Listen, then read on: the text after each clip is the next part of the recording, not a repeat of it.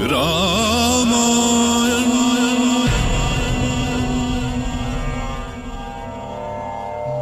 मैं काल हूं। महर्षि विश्वामित्र की राम और लक्ष्मण की मांग सुनकर अयोध्यापति दशरथ के होश उड़ गए।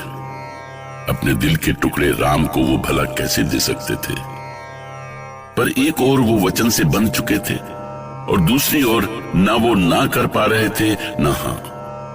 महर्षि विश्वामित्र के सब्र का बांध टूटता जा रहा था। बोलिए राजन, आपकी ये चुप्पी हमारे प्रश्न का उत्तर नहीं है। राजन बोलिए, आप चुप क्यों हैं? आपने हमें वचन दिया है। महर्षि आपके निर्णय की प्रतीक्षा कर रहे हैं महाराज। राम, आपको क्या हो गया है महाराज? हे भगवान, कोई राजवैद्य को बुला कर लाओ जल्दी, महाराज अचेत हो गए हैं। हे ईश्वर, पता नहीं महाराज को क्या हो गया। हे प्रभु, ऐसा तो कभी नहीं हुआ। लगता है महाराज को गहरा आघात लगा है। महाराज, सुमंत, क्या हुआ महाराज को? चिंता ना करें महारानी कौशल्या, राजवैद्य महाराज का उपचार कर रहे हैं, वो बिल्कुल ठीक हो जाएंगे। पर महाराज होश में क्यों नहीं आ रहे? आप कुछ करते क्यों नहीं वैद्य जी? चिंता न करें महारानी, महाराज को कुछ नहीं होगा। मैंने दवा दे दी है। ऋषिवर, आपसे एक विनती है कि आप अभी महाराज से कोई मांग न करें। एक राजा को मैंने इतना दुर्बल कभी नहीं देखा, और अयोध्या नरेश की ये दुर्बलता अयोध्या के लिए शुभ नहीं है। राम, महाराज, आप ठीक तो है ना महाराज? मैं ठीक हूं, परंतु महर्षि, आप मुझसे मेरे आंखों की ज्योति मत मांगिए। राम और लक्ष्मण मेरे प्राणों में बसते हैं, उनके बिना मैं जीवित नहीं रहूंगा। ये सच है मुनिवर, महाराज राम और लक्ष्मण के बिना एक क्षण भी नहीं जी सकते। जो राजा पुत्र मोह में पड़कर ऋषि महर्षियों का कल्याण भी नहीं कर सका, उसे सिंहासन पर बने रहने का कोई अधिकार नहीं। मुझे कुछ समय दे महर्षि, मेरा मस्तिष्क काम नहीं कर रहा है। महाराज, ये निर्णय मात्र व्यक्तिगत निर्णय नहीं है, ये निर्णय राज्य व्यवस्था से संबंधित है। आप चक्रवर्ती सम्राट हैं, और एक चक्रवर्ती सम्राट को इस तरह के निर्णय में देर नहीं करनी चाहिए।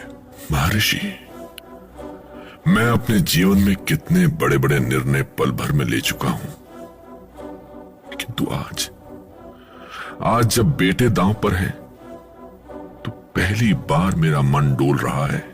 ठीक है राजन, आप अपने मन को समझाइए, मैं आपके पास फिर आऊंगा। पर यदि इस बार आप निर्णय ना ले सकें, तो मैं अपना क्रोध संभाल नहीं सकूंगा। महर्षि विश्वामित्र के क्रोध से महाराज संकट में पड़ गए। सुमंत की सलाह पर वो मुनि वशिष्ठ के पास गए। वशिष्ठ की सलाह उनके लिए हर संकट का हल थी। महर्षि विश्वामित्र की योग्यता और उनके निर्णय पर मुझे कोई संदेह नहीं है महाराज। हमने तो आपसे पहले ही कहा है कि आपके पुत्र असाधारण हैं। उनका जन्म सारे संसार के कल्याण के लिए हुआ है। यदि आप मोह में पड़कर उन्हें रोकते हैं, तो इस संसार के लिए शुभ नहीं होगा। ऐसा ना कहें गुरुदेव, आप तो जानते हैं कि मैं सब कुछ जानता हूं महाराज, इसीलिए आप और प्रजा के भले के लिए कह रहा हूं। सत्य, न्याय और धर्म की रक्षा के लिए सारा संसार रघुकुल की ओर देखता है, और आप इतने दुर्बल हो रहे हैं। क्या इस संसार की कोई चिंता नहीं है आपको? और क्या ऋषि महर्षियों की रक्षा का भार आप पर नहीं है? अयोध्यापति, क्या आपको अपना राजधर्म याद नहीं है? मुझे याद है गुरुदेव, सब कुछ याद है, परंतु मुझे जो भी कहना था मैं कह चुका हूं महाराज। पर कुछ भी निर्णय लेने से पहले इस बात को न भूलें कि आप एक रघुवंशी हैं। नारायण नारायण, ये कैसा संकट काल है प्रभु। महर्षि विश्वामित्र अयोध्या नरेश को ऐसे संकट में क्यों डाल रहे हैं? तो क्या आप नहीं चाहते देवर्षि कि श्री राम अपने कर्तव्यों का पालन करें। कर्तव्य का पालन तो ठीक है महादेव, परंतु क्या महाराज दशरथ राम के बिना जी सकेंगे? क्या उनकी प्राणों की चिंता किसी को नहीं है? धरती पर रहकर माया मोह से कौन बचा रह सका है देवर्षि? पर अयोध्यापति को समझना होगा कि राम केवल उनके पुत्र ही नहीं, सारे संसार के रक्षक भी हैं। नारायण नारायण। तो क्या महर्षि आपके प्रेरणा से अयोध्या पहुंचे हैं प्रभु? सब कुछ विधि के विधान से हो रहा है देवर्षि। परंतु इसका परिणाम क्या होगा देवाधिदेव? परिणाम जानने के लिए आप स्वयं अयोध्यापति का निर्णय सुन लीजिए देवर्षि।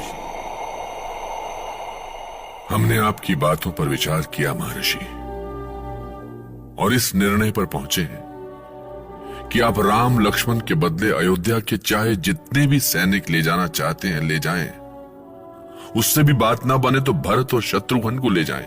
आप मेरा समय नष्ट न करें राजन। आप भूल रहे हैं कि आपने मुझे वचन दिया है। क्या समझते हैं आप कि प्रजा केवल आपके सुख के साधन जुटाती रहे और आप उनके सुख दुख भूलकर पुत्र सुख पाते रहे? नहीं महर्षि, नहीं। मैं रघुवंशी हूं, और एक रघुवंशी ऐसा कभी नहीं सोच सकता है। तो फिर निर्णय में इतनी देर क्यों कर रहे हैं? रघुवंशी के लिए तो वचन से बड़ा कुछ भी नहीं होता। अब कुछ सोच विचार मत कीजिए महाराज। राम लक्ष्मण को हमारे साथ जाने की अनुमति दीजिए। ठीक है महर्षि।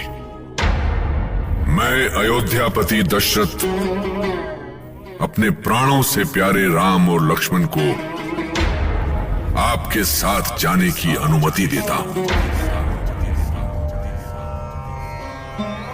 दशरथ विश्वामित्र को उन्हें निराश न करने का वचन दे चुके थे, और वो चाहकर भी अपने वचन से पीछे नहीं हट सकते थे, क्योंकि रघुकुल की रीति थी प्राण देकर भी अपने वचन की रक्षा करने की। रघुकुल रीत सदा चली आई, प्राण जाई पर वचन न जाई।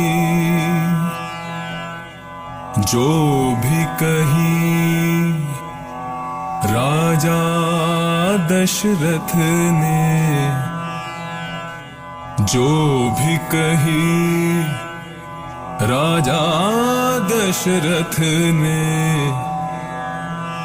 प्राण गए पर वचन निभाई।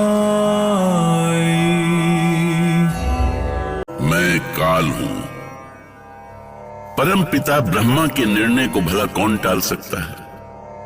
महाराज दशरथ के ना चाहते हुए भी उनका अंतिम निर्णय वही हुआ जिसकी राह सारा संसार देख रहा था। अयोध्यापति दशरथ की अनुमति पाकर महर्षि विश्वामित्र राम और लक्ष्मण को साथ लिए रथ पर सवार हुए और रथ सिद्धाश्रम के मार्ग पर चल पड़ा। पिता चरण की धूलि ले और मां से वरदान, ऋषि सेवा में चल पड़े भाई लक्ष्मण राम।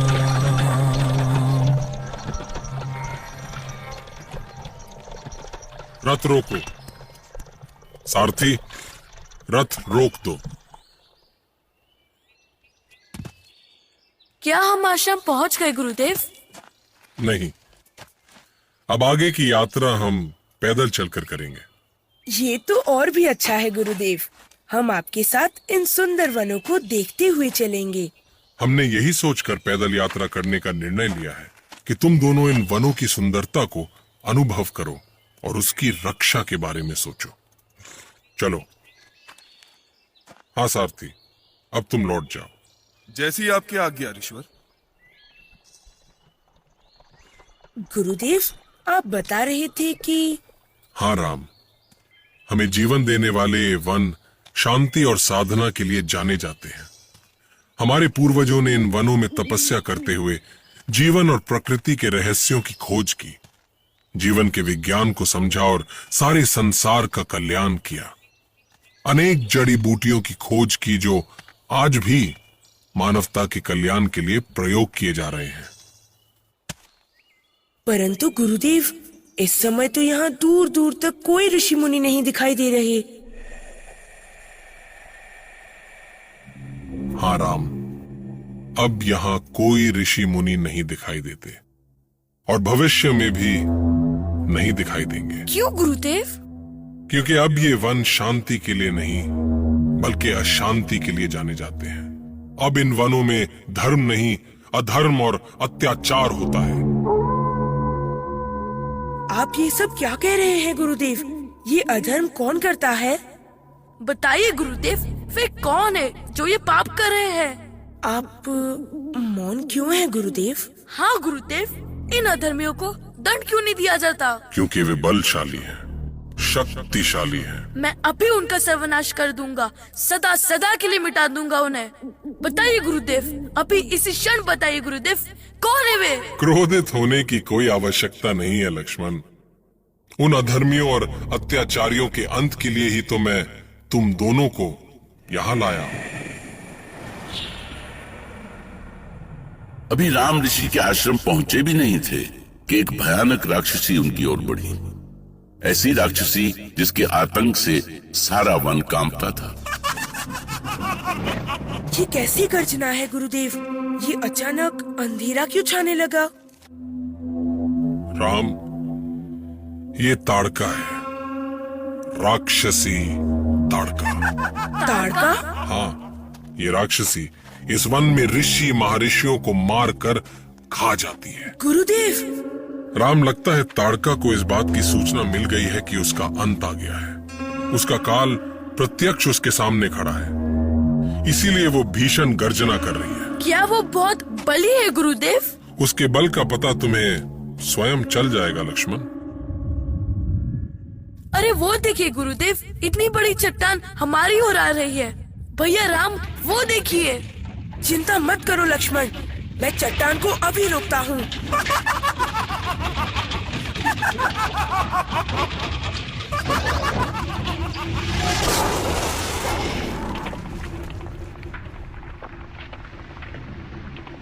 वो देखिए भैया, ऐसा लगता है कि चारों ओर धूल ही धूल छा गई हो। कैसी भयानक आंधी है। धूल की आंधी इधर ही चली आ रही है। रोकिए भैया, उसे रोकिए, नहीं तो ये आंधी हमें उड़ा ले जाएगी। कोई नहीं बच सकता, कोई भी। मैं तुम दोनों को अपनी मुट्ठी में मसल दूंगी, किसी धूल में मिला दूंगी। सावधान राम, सावधान। ये कोई आंधी नहीं है बल्कि स्वयं ताड़का है। वो अपनी माया से आंधी में बदल गई है। मुझे आज्ञा दीजिए भैया, मैं इसे अभी मार देता हूँ। अधीर न हो लक्ष्मण, ये राक्षसी हमें छू भी नहीं सकती। ताड़का से कोई नहीं बच सकता।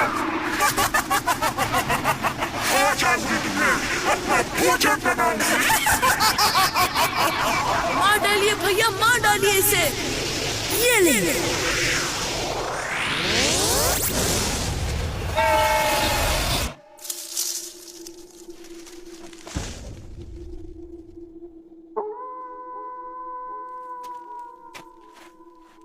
ये तो कोई स्त्री है भैया, लगता है उसके प्राण निकल गए। हाँ लक्ष्मण, ताड़का का अंत हो गया और ताड़का के अंत होने से सिद्धाश्रम को एक अत्याचारी राक्षसी से मुक्ति मिल गई। ताड़का का वध कर राम ने वन में अपने आगमन की सूचना दे दी थी, पर ताड़का अकेली नहीं थी। उसके वध की सूचना जल्दी ही वन में दूर दूर तक फैल गई और अब नई चुनौतियां राम की प्रतीक्षा कर रही थी। राम